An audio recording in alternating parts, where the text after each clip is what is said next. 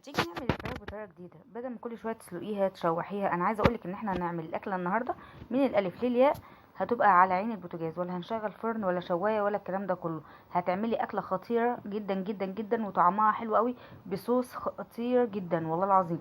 الصوص اللي هيطلع منها ده رهيب جدا، وبتخلص في 5 دقايق، مش هتكمل معاكي حاجه. يلا بينا. هات شويه بصل كده، دول يا جماعه بصلتين كبار حلوين كده متقطعين شرايح زي الفل كده تمام. حطيناهم في طاسه مع شويه زيت او سمنه براحتك، وحطينا معاهم نص معلقه سكر صغيره. هنكرمل البصله دي فيها، تقلبيها بقى شويه وما تمشيش من قدامها. طبعا هتشوحيها بسرعه كده، بتتشوح على طول، يعني هتطلع شويه صوص يا لهو على الجمال. وكمان حطينا نص معلقه صغيره من الملح، لان البصل طبعا لازم تحطي له ملح يا جماعه عشان طعمه وريحته ما تغيرش. هنا بقى الاكله دي معتمده على التوابل الخطيره دي. هنا يا جماعه معانا واحده ماجي وتوم باودر بصل باودر وشويه ملح، وكمان عندنا نص عود قرفه وكام وحدات قرنفل، وكمان حطينا سنه كمون وبهارات السبعه، وحطينا اللي هي البابريكا. تمام يا بنات، وواحده ماجي طبعا ولور. التوابل دي بتاعتك انت، وعندي كمان توابل فراخ تحفه جدا اللي هي لونها اصفر دي جميله جدا، وعندي كمان شويه جنزبيل على طرف المعلقه. حلو كده، دي التوابل اللي احنا هنحطها، دي بتودي الاكله في حته تانية خالص. هنا بقى كان عندي شويه فلفل الوان كده كنت مفرزاهم. عايزه تحطي فلفل الوان فلفل اخضر بس براحتك، ده المتاح قدامك تحطيه. انا بصراحه ده كان اخر كيس عندي، يعني يا دوبك اشوفهم شويه صغننين حطيتهم. طبعا انت شايفه ان هو الفلفل كان مجمد، وعلى طول نزلته من الفريزر على طول نزلته على الاكل، ما تستنيش لما يفك ولا حاجه. هنا بقى خدنا تشويحه حلوه كده للبصله، وتحس ان هي ابتدت تتكرمل كده زي ما انت شايفه كده.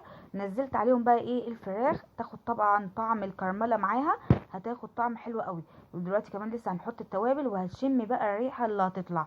عايزه اقولك هيطلعوا شويه ريحه وشويه، مش عايزه اقولك صوص خطير. الصوص ده والله العظيم كنت باخده انا وجوزي، طبعا كنا بناكل انا وجوزي وعيالي، كان بياخد كده من الصوص على رز والله العظيم خطير. حتى في شويه الصوص اتبقوا، عايزه اقولك ان انا شلتهم في طبق، وتاني يوم اتغدى بيهم، حطهم جنب الاكل اللي بتاع تاني يوم، وكلهم بالعيش. عايزه اقولك كان خطير. هنا طبعا حطيت فصين توم كانوا مهروسين، حطيت فصين توم برده شوحتهم معاهم. هنا بقى حطيت يا دوبك نص كوبايه ميه، يعني بصي يا دوبك شويه صغيرين جدا. تسيبوهم بقى شويه كده حلوين، ما بياخدش، بتستوي على طول، عايزه اقولك ما بتاخدش هوا. تمام تمام اهو زي ما انت شايفه اهو. سيبوهم بقى وغطيهم. هنا بقى هنعمل شويه رز ابيض حلوين كده، شويه زيت مع شويه الرز الابيض، وخليهم يتفلفلوا كده. حطيت ملح وفلفل واحده ماجي، وقلبيهم تقليبه حلوه كده، ونزل عليهم الميه وسيبوهم بقى يستووا براحتهم زي الفل كده. بألف هنا وشفا. نسيبهم بقى على النار، اول ما يغلوا غلوتين تقوم نقليهم على على العين الصغيره.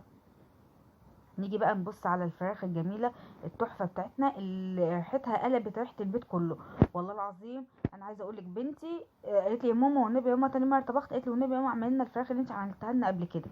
والله العظيم كانت خطيره. انا عايزه اقول لكم بنتي دي عرفاني في الاكل بصراحه، يعني ما بيعجبهاش العجب، بس عجبتها الاكله دي قوي اهو.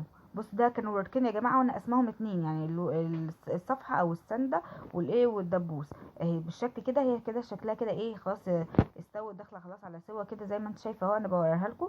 هنا بقى في المرحله دي هجيب صينيه او اللي هي القالب ده، وهنزل فيه الفراخ الوركين، وهنزل الصوص عليهم، وهديهم بس تحت الشوايه ثواني، عارفه اللي هي الثواني كده يا دوب. هي مش محتاجه، هي بص تتاكل كده، بس طبعا انا بحبها كده تبقى الجلده كده ناشفه كده من فوق الوش كده. بحبها الجلده بتاعت الفراخ تبقى ناشفه كده ومحرمشه زي ما انت شايفه كده. وهي كده جاهزه اهي. فانا عايزه اقول لك ما خدتش دقيقتين والله، اقل من دقيقتين. هي دقيقه تحت الشوايه. هنا كان عندي شويه ملوخيه كنت مفرزاهم، كانوا خطيره. شويه الملوخيه بقى وشويه الرز الابيض مع حته الفرخه خطيره. عايزه اقول لك مستويه ودايبه دوب، وشويه الصوص الخطير ده فظيع فظيع فظيع فظيع. بصي يعني خطير، مش عايزه اقول اكتر من كده بصراحه. تحفه تحفه والله العظيم، بألف هنا وشفا.